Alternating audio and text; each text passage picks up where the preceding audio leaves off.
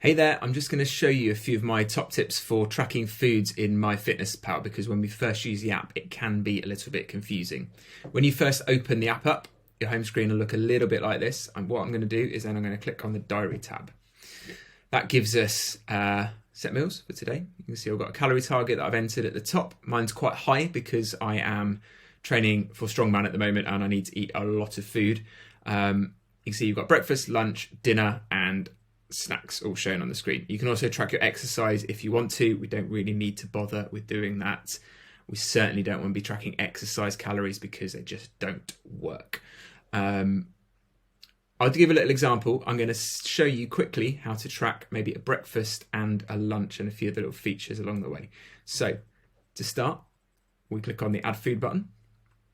That brings up a list of all the foods we've recently tracked. As you can see, ultimate food flexibility in my diet. Egg custard tarts, chips and beer feature quite highly. That's probably just because I've been finding out what the calories are in those things, so I've got a good idea of what the rest of the stuff is. But enough excuses from my side. We're going to make something like porridge. So I'm going to think about how that thing is made.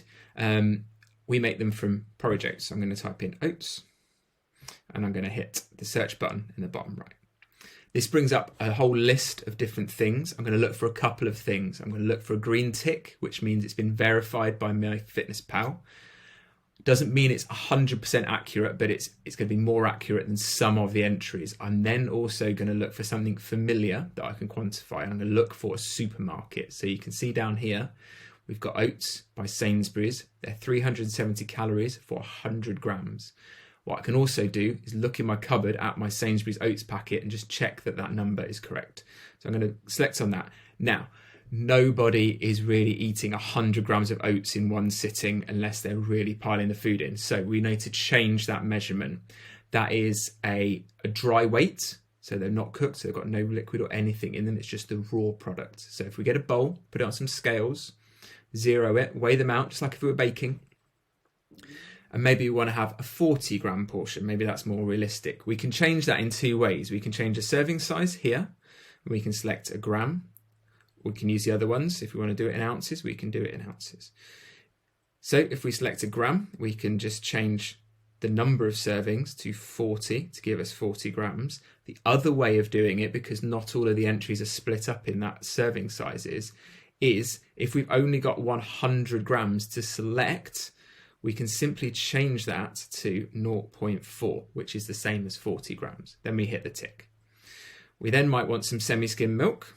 So I'm going to look for that, semi-skimmed, and it's remembered that entry. Milk, and I'm going to hit search. I'm then going to look down this list and see what the medium kind of value is, remembering that the serving sizes are here. So this is 50 calories for 100. This is 94 for 200. So that's double the calories, but it's double the serving size, which makes sense. I'm going to go for this top one because it's got a green tick. In this instance, I want 150 mils of milk. So I'll leave this serving size set as 100 and I'll just change this to 1.5, which gives us 75 calories. I hit tick and then I can just press the top left to go back to that screen. Let's say we go to lunch.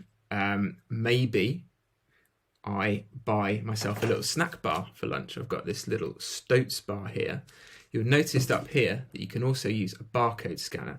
Now, I'm not a huge fan of the barcode scanner, but it is useful in some instances. And what we can do is to use the barcode, where is it? On the back of the packet. We press scan barcode, and if I can get this right, we scan it through. Now, what you'll see there is that's trying to tell me this bar is 441 calories. And I know that isn't true. That's because it's trying to track a serving size of 100 grams. If I change that to 1 gram and then I look on the packet and see that it's 50, that's going to give me 220 grams for that snack, which is more realistic. However, if I read the packet, what I actually find out is it's 180. So I'm going to need to play around with that a little bit further to get that as accurate as I want to be. But 40 calories isn't going to really matter here or there. So I could simply just leave that there, and that's what I'm going to do. And complete that entry, all I do is press tick. So I hope that helps you to understand how to drive MyFitnessPal a little bit better. If you've got any questions, just ask.